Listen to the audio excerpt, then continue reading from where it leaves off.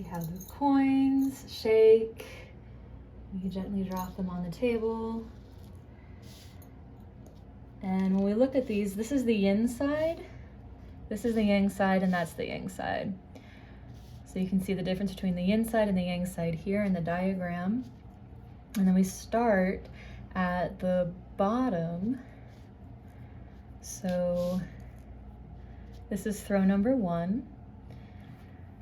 So we've got 2 yang and 1 yin.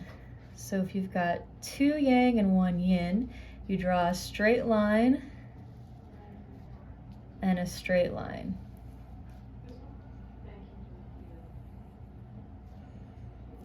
Okay, and then we do the next one.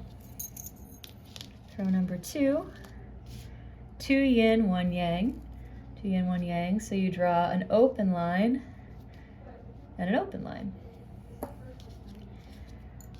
And then the next throw, throw 3, that's all yin, which means that 3 yin is going to be open and then closed. So this is changing, because there's a lot of yin. It means it's old yin, which means it's going to switch over to yang soon. And then throw number 4, we got 2 yang, 1 yin. So it starts, actually that's going to be 2 yang, 1 yin, that's going to be, yeah, both of these are going to be yang lines. And then, there they go. 2 yin, 1 yang, open, open.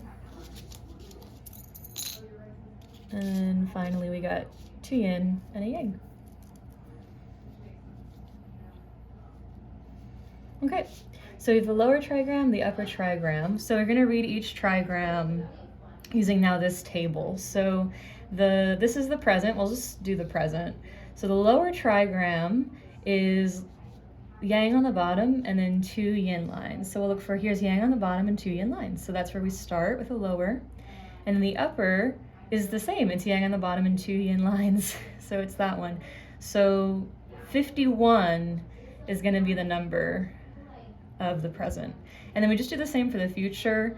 So that's gonna be, that's the lower one, and then that's the upper one, so 55. And then you'll go online and just look up hexagram 51 and hexagram 55, and you'll get the instructions to figure out what these mean for the present and the future. And now you know how to read I Ching.